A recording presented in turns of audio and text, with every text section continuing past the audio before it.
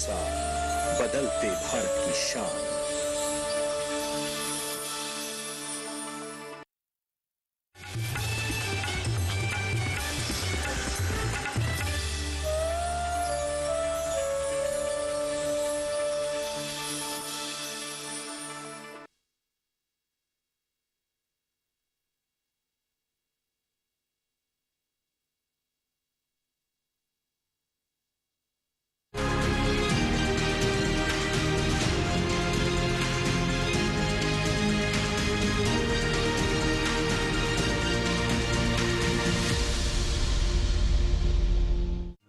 पीढ़ी दर पीढ़ी हमारे किसान अलग अलग स्पीसीज की अलग अलग वैरायटी इनको सहेज कर रखते गए और उसको विकास करते रहे। किसान की विरासत, धरती के वनस्पति संसाधन, एक अधिकार जिसका दुनिया भर के देश करते हैं सम्मान। आज भारत उन अधिकारों को दे रहा है नए मुकाम, ताकि और बढ़े किसानों की वंशागत किस्मों की पहचान का अभियान।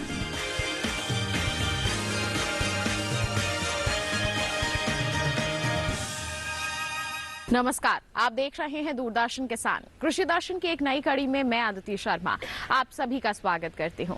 किसान भाइयों बहनों, हमारे इस कार्यक्रम में हमेशा की तरह लेकर आए हैं हमारे तीनों सेगमेंट्स, विज्ञान और किसान, कृषि स्टार्टअप और फार्मिंग इंडिया। और इनके जरिए हम आपको बताने वाले हैं कि कैसे मालामाल बना सकता है आपको केले का तना। फिर मुलाकात करवाने वाले हैं हमारे सफल किसान से और फिर सरकारी योजनाओं के प्रति भी आपको जागरूक करेंगे। कृषि मंत्रालय के डीडी किसान स्टूडियो से भी रहेगा कुछ खास। तो फिर आइए आज के अंक की शुरुआत करें। किसान भाइयों बहनों, जैविक खेती और प्राकृतिक खेती को बढ़ावा देने के लिए भारतीय कृषि अनुसंधान परिषद लगातार प्रयासरत है। जी हां, कई महत्वपूर्ण कदम उठाए जा रहे हैं परिषद द्वारा। इन्हीं महत्वपूर्ण कदमों की जानकारी हम तक पहुंचा रहे हैं कृषि मंत्रालय के डीडी किसान स्टूडियो से भारतीय कृषि अनुसंधान परिषद के सहायक महानिदेशक डॉक्टर SC दुबे। क्या कुछ कहा है उन्होंने, आइए आपको दिखाते हैं। किसान भाइयों को सलाह देना चाहूँगा कि रासायनिक पद्धति से खेती करने पर अपनी निर्भरता को क्रमशः कम करें। जैसे सरकार की भी आजकल मंशा है और तरह तरह के कार्यक्रम हैं जो लाभदायक भी हैं कि वह जैविक और प्राकृतिक खेती की तरफ अग्रसर हो। इससे उत्पादन में जो एक सततता प्राप्त होगी, उसके अलावा रोगों और कीटों का प्रकोप भी कम होता है। जब हम जैविक और प्राकृतिक पद्धति से खेती करते हैं तो पौधों में रोग सहने की क्षमता बढ़ती है। पौधों में संतुलित पोषक तत्वों का समावेश होता है, जिससे पौधे मजबूत होते हैं और उनमें रोगों और कीटों का प्रबंधन अपने आप होने की क्षमता का वृद्धि होती है। इसलिए मैं हमेशा किसान भाइयों को यह सलाह देता हूं कि अनावश्यक रूप से रसायनों का प्रयोग न करें। अगर वह इस समय देखें सामयिक परिप्रेक्ष्य में अगर देखें तो इस समय मौसम में काफ़ी बदलाव हो रहा है। उनकी फसलों में रोग और कीटों के प्रकोप की संभावना बढ़ जाती है, तो वह अपने खेतों में या खेतों के आसपास सतत रूप से निरीक्षण करते रहें। जब भी उन्हें कोई भी कीट पतंगों और रोगों के लक्षण दिखाई दें, तुरंत ही वह कृषि विज्ञान केंद्रों पर या कोई भी कृषि विश्वविद्यालय से जो विषय विशेषज्ञ हैं उनसे उसका उचित निदान कराएं। बगैर निदान कराए हुए किसी दवा का प्रयोग न करें। ऐसा देखा गया है कि किसान भाई ज्यों भी कुछ लक्षण दिखाई देते हैं वो तुरंत वह किसी दुकान पर जाते हैं और कोई भी दवा जो दुकानदार देता है ला करके वो छिड़काव करने लगते हैं। उससे न कि उनको लागत में वृद्धि होती है और वातावरण में भी प्रदूषण होता है। इसलिए उनको हमेशा सलाह दी जाती है कि रोगों और कीटों को उचित रूप से उसका निदान हो, उसकी पहचान हो और तभी वो जो है संशोधित की गई दवाओं का प्रयोग करें और कम से कम दवाओं का प्रयोग करें। जब हम जैविक और प्राकृतिक खेती कहते हैं तो हम रोग प्रबंधन के लिए कुछ प्राकृतिक उपायों पर, जिसमें कि सड़ी गड़ी गोबर की खादें हैं, कुछ जो है नीम के अर्क हैं, नीम के खलियों के अर्क हैं और भी ऐसे तमाम तरह के पौधों के अवशेषों का छिड़काव करके हम रोग का प्रबंधन कर सकते हैं। नीम की बनौली की खली का प्रयोग करके कीड़ों का समुचित प्रबंधन भी किया जा सकता है। इसलिए जो उनके क्षेत्र में जो भी समस्याएं हैं उसके लिए उचित निदान के लिए वो केवीके या कृषि विश्वविद्यालय से और आईसीआर के जो भी संस्थान है उससे संपर्क करके उसी हिसाब से उसी के अनुसार संशोधित की गई कम से कम उचित समय पर दवाओं का उपयोग करें, अन्यथा वह जैविक धीरे धीरे क्रमशः वह जैविक और प्राकृतिक खेती की तरफ जाएं, जिससे वातावरण भी उनका स्वस्थ रहेगा और पौधों में रोग से और कीटों से लड़ने की क्षमता में भी काफ़ी सुधार होता है। आइए किसान भाइयों बहनों, अब कार्यक्रम में नजर डालते हैं हमारे सेगमेंट विज्ञान और किसान पर।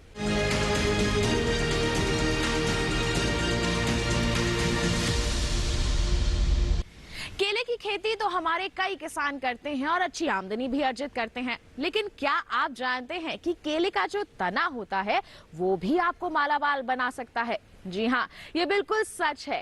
केले का जो तना होता है उससे कई तरह के उत्पाद तैयार किए जा सकते हैं और उनकी बिकवाली करके अपनी आमदनी को दोगुना नहीं बल्कि कई गुना तक बढ़ाया जा सकता है। किस तरह से ये संभव हो सकता है, आइए जाने विज्ञान और किसान में।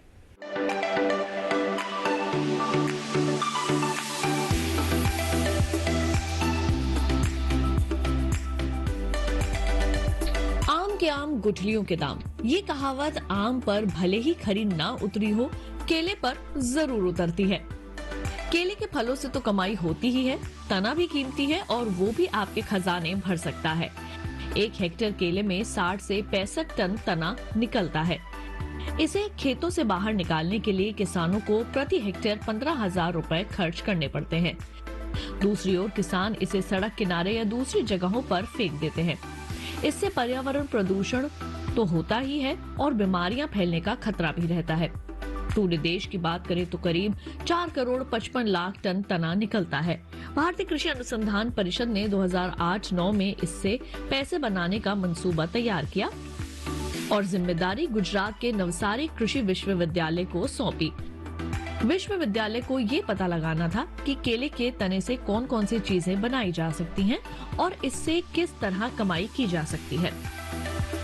मूल्य संवर्धन करने के लिए सबसे पहले तने को 2 हिस्सों में काटते हैं, फिर छिलकों को अलग करते हैं, छिलके से रेशा निकालते हैं और रेशा निकालते वक्त सॉलिड वेस्ट यानी ठोस कचरा भी प्राप्त होता है। ये सॉलिड वेस्ट भी बड़े काम का है। रेशों को धोकर सुखाते हैं और सॉलिड वेस्ट को मशीन से दबाकर पानी निकालते हैं। केले के तने से मिलने वाला फाइबर दुनिया का सबसे मजबूत प्राकृतिक रेशा है। केले के रेशे से खूबसूरत और मजबूत कपड़ा और कागज तैयार होता है।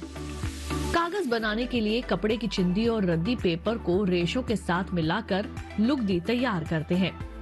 केले का कागज करेंसी नोट से 3 से 4 गुना मजबूत होता है और इसका इस्तेमाल फाइल, फोल्डर, लेटर पैड और आर्ट पेपर वगैरह बनाने में होता है। तने से जो पानी निकलता है उसमें पोटेशियम और आयरन की काफी मात्रा होती है। नवसारी कृषि विश्वविद्यालय ने इसमें से भी तरल जैविक खाद तैयार कर ली है।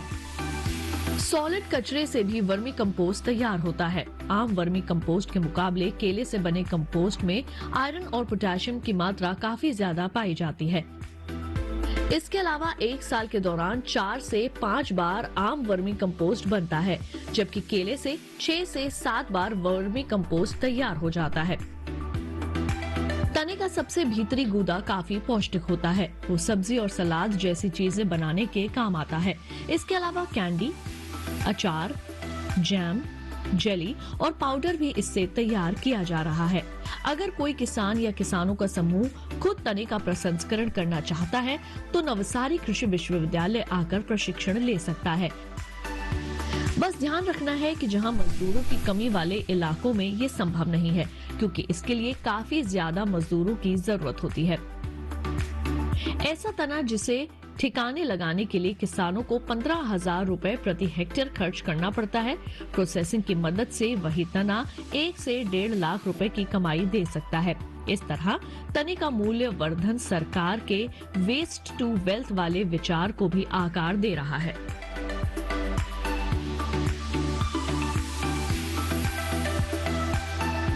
तो ये था सेगमेंट विज्ञान और किसान। इसी के साथ जानकारी दें आपको, कार्यक्रम में वक्त हो चला है एक छोटे से ब्रेक का। आप कहीं मत जाइए, देखते रहिए कार्यक्रम कृषि दर्शन, बने रहिए दूरदर्शन किसान पर।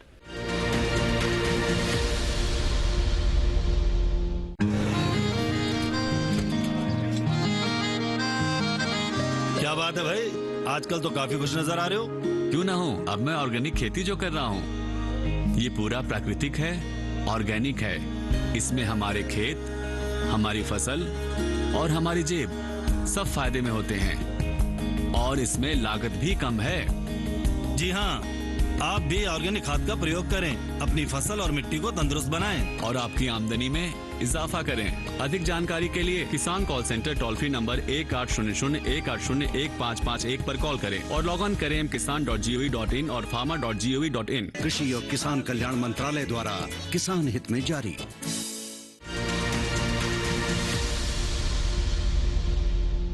ब्रेक के बाद दूरदर्शन किसान के कार्यक्रम कृषि दर्शन में आप सभी का फिर से स्वागत। आइए दिखाएं आपको अगला सेगमेंट कृषि स्टार्टअप।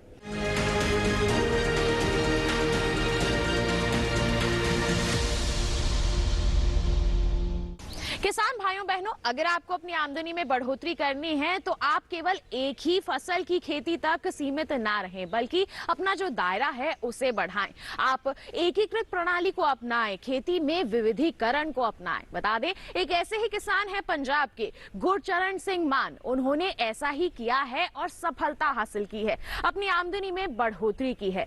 आइए उन्हीं से जानते हैं कैसा रहा है उनका कामयाबी का सफर।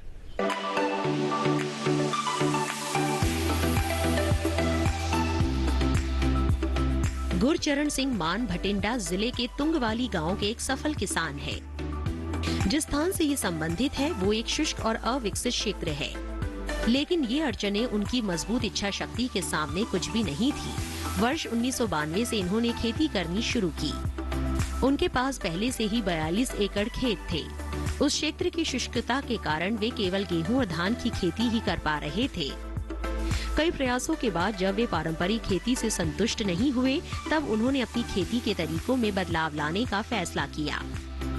उन्होंने विविधतापूर्ण खेती की प्रवृत्ति को अपनाया और इस पहल के कारण उन्हें पंजाब कृषि विश्वविद्यालय द्वारा सर्वश्रेष्ठ किसान के रूप में चुना गया। गुरचरण सिंह मान फिलहाल 42 एकड़ में से 10 एकड़ में बाग, 2.5 एकड़ में सब्जी की खेती, 10 एकड़ में मछली पालन करते हैं। साथ ही इन्होंने आधे एकड़ खेत में बरगद के पेड़ लगा रखे हैं। विविध खेती के अलावा गुरचरण सिंह मान मधुमक्खी पालन भी करते हैं। उन्होंने केवल 7 मधुमक्खी बक्से के साथ शुरुआत की थी और आज उनके पास 1800 से अधिक मधुमक्खी बक्से हैं, जिनसे हर साल कुल उत्पादन 1000 क्विंटल शहद होता है। इनके द्वारा उत्पादित शहद गुणवत्ता में उत्कृष्ट है और कई देशों में मान्यता प्राप्त है। मधुमक्खी पालन में उनकी सफलता ने जिला प्रशासन को अपने गांव में शहद प्रसंस्करण संयंत्र स्थापित करने के लिए प्रेरित किया और ये संयंत्र 15 लोगों को रोजगार दे रहा है, जो गरीबी रेखा से नीचे आते हैं। उनका मधुमक्खी पालन व्यवसाय न केवल उन्हें बल्कि कई अन्य लोगों को भी रोजगार उपलब्ध करा रहा है। गुरचरण सिंह मान ने वास्तव में विविधीकरण के अर्थ को समझा है और उन्होंने इसे न केवल सब्जी की खेती में बल्कि अपने व्यवसाय में भी लागू किया है। इनके पास बाग, मछली फार्म, डेयरी फार्म है। मधुमक्खी पालन व्यवसाय से उन्होंने अन्य संबद्ध गतिविधियां शुरू की है, जैसे बी बॉक्स बनाना।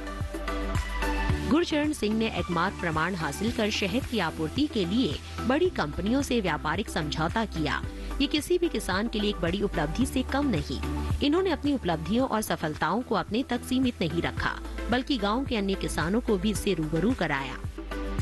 खेती, डेयरी व्यवसाय, मछली पालन और मधुमक्खी पालन तमाम तरह की कृषि गतिविधियों से जुड़कर इन्होंने अपार सफलता हासिल की।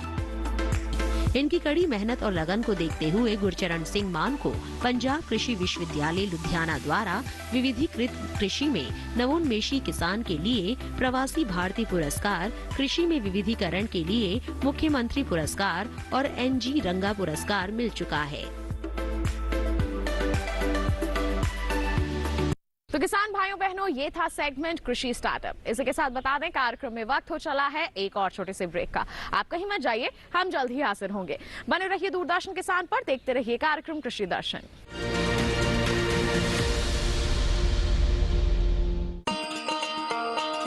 किसान भाइयों गांठ बांध लो, गांठ बांध लो, बात बहुत है काम की, समृद्धि के पैगाम की।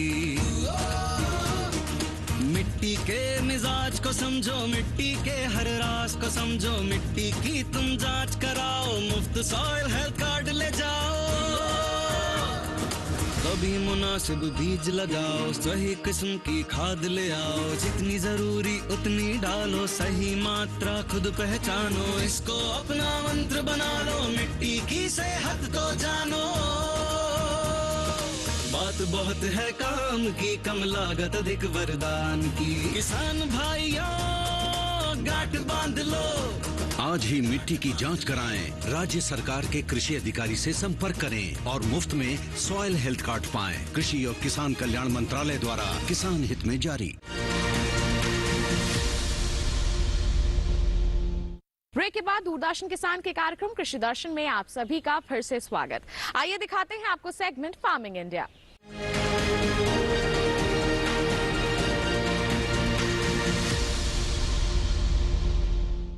बात करेंगे आज प्रधानमंत्री कुसुम योजना की। बहुत ही अच्छी योजना है जो हमारी सरकार द्वारा चलाई गई है हमारे किसानों की मदद के लिए, उन्हें आर्थिक रूप से मजबूती प्रदान करने के लिए। जी हां, आप इसमें सौर ऊर्जा का इस्तेमाल कर सकते हैं, अपने खेतों में बिजली पैदा कर सकते हैं और उस बिजली की बिकवाली करके अच्छी आमदनी भी अर्जित कर सकते हैं। किस तरह से आप जुड़ सकते हैं इस योजना से, आइए बताते हैं आपको।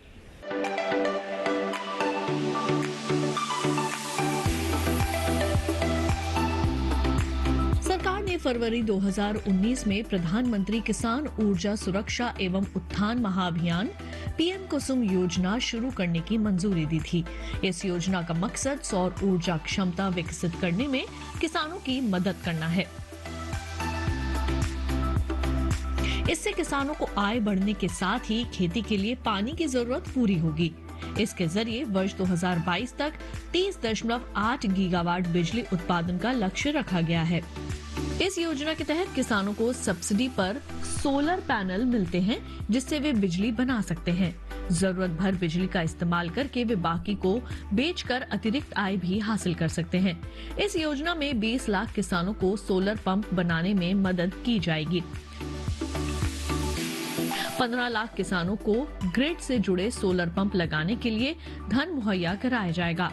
इस योजना पर सरकार ने 34,422 करोड़ रुपए खर्च करने का ऐलान किया है।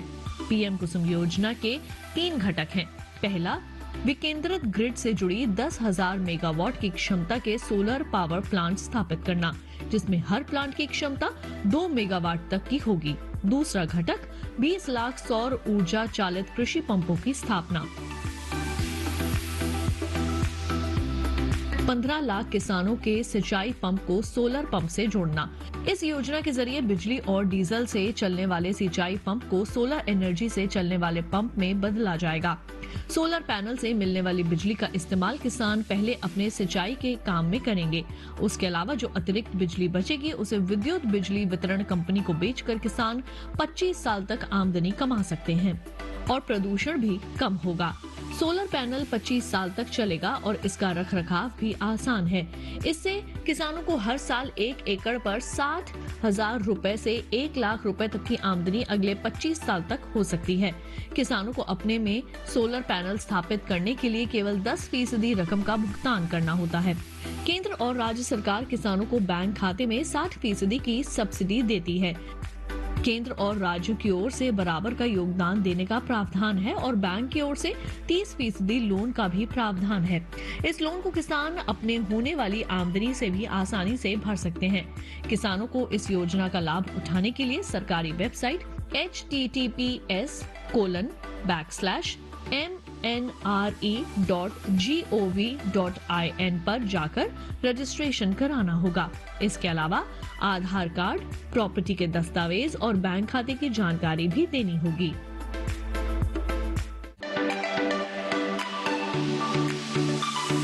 अब बारी आती है प्रधानमंत्री कृषि सिंचाई योजना के बारे में जानने की। बहुत ही अच्छी योजना है जो कि हमें जल प्रबंधन सिखाती है। जी हाँ, आधुनिक पद्धतियों से अवगत कराती है। किस तरह से आप इससे जुड़कर इसे अपने लिए लाभान्वित बना सकते हैं, आइए बताएं आपको।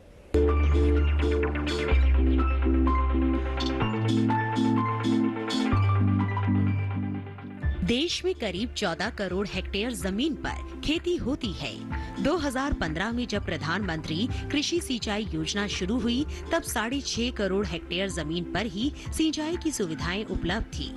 इसका मतलब ये हुआ कि आधे से भी ज्यादा जमीन बारिश के पानी पर निर्भर थी। जाहिर है वर्षा आधारित इलाकों में पैदावार कम होती है और किसानों को खेती से उतना लाभ नहीं मिल पाता जितना मिलना चाहिए। प्रधानमंत्री कृषि सिंचाई योजना का असल मकसद हर खेत तक पानी पहुंचाना है। यह अम्ब्रेला स्कीम है और इसमें मुख्य रूप से 2 घटकों को शामिल किया गया है। त्वरित सिंचाई लाभ कार्यक्रम यानी AIBB और हर खेत को पानी के भी 4 उप घटक हैं, जैसे command area development, surface miner irrigation, जल निकायों की मरम्मत, नवीनीकरण और बहाली तथा चौथा भूजल विकास। इसके अलावा सिंचाई योजना में दूसरे मंत्रालयों के भी 2 घटकों को शामिल किया गया है। पहला घटक प्रति बूंद अधिक उपज है, जो केंद्र कृषि मंत्रालय के कृषि, सहकारिता और किसान कल्याण विभाग की ओर से कार्यान्वित किया जा रहा है। दूसरे घटक का नाम वाटरशेड विकास है। इसका कार्यान्वयन ग्रामीण विकास मंत्रालय का भूमि संसाधन विभाग कर रहा है। सिंचाई योजना का उद्देश्य खेत तक पानी की पहुंच को बढ़ाना और सुनिश्चित सिंचाई के तहत खेती योग्य क्षेत्र का विस्तार करना था। इसके अलावा खेत में पानी के उपयोग की दक्षता में सुधार करना और स्थायी जल संरक्षण प्रथाओं को पेश करना भी इसमें शामिल था। पानी की बचत इस योजना का बहुत महत्वपूर्ण पहलू है। 2020-21 के दौरान इस योजना के तहत 9,38,000 हेक्टेयर फसलों को सूक्ष्म सिंचाई के तहत लाया गया। इसमें टपक और फव्वारा दोनों तरह की सूक्ष्म विधियां शामिल है। 2021-22 के लिए हर खेत को पानी के अंतर्गत 899 करोड़ रुपए के बजट का प्रावधान किया गया।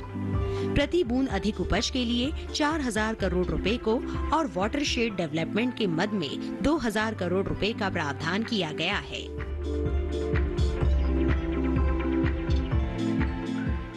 अनंत असीम प्रकृति और उसमें निहित जीवन के रहस्यों के गूढ़ स्रोत, प्लांट जेनेटिक रिसोर्स। अपनी बायोडायवर्सिटी के संरक्षण और संवर्धन के लिए भारत पूरी तरह संवेदनशील है। वैज्ञानिक दृष्टि और समृद्ध कृषि परंपरा के साथ भारत जैविक विविधता के संरक्षण के लिए प्रतिबद्ध है।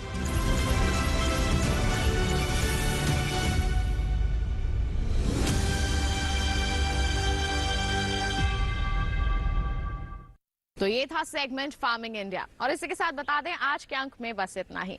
उम्मीद है जितनी भी जानकारियां आज के कार्यक्रम के माध्यम से आप तक पहुंचाई गई हैं सभी आपके लिए फायदेमंद साबित हुई होंगी। साथ ही आपको बता दें हमारा ये कार्यक्रम आप दोबारा देख सकते हैं। टीवी स्क्रीन पर दिखाए जा रहे QR कोड को स्कैन कर लीजिए, सीधा पहुंचेंगे हमारे YouTube चैनल पर, दोबारा हमारा ये कार्यक्रम आप देख सकते हैं। साथ ही आप जुड़ सकते हैं हमसे, ईमेल कीजिए हमें, ईमेल ID है krishidarshan@gmail.com। आप हमें पत्र भी लिख सकते हैं। पता है हमारा कृषि दर्शन, कमरा नंबर 58, CPC दूरदर्शन, खेलगांव, नई दिल्ली 110049। तो किसान भाइयों बहनों आज के लिए बस इतना ही। अगले अंक में हम फिर होंगे हाजिर, तब तक के लिए दीजिए इजाजत, लेकिन आप बने रहिए दूरदर्शन किसान पर। नमस्कार।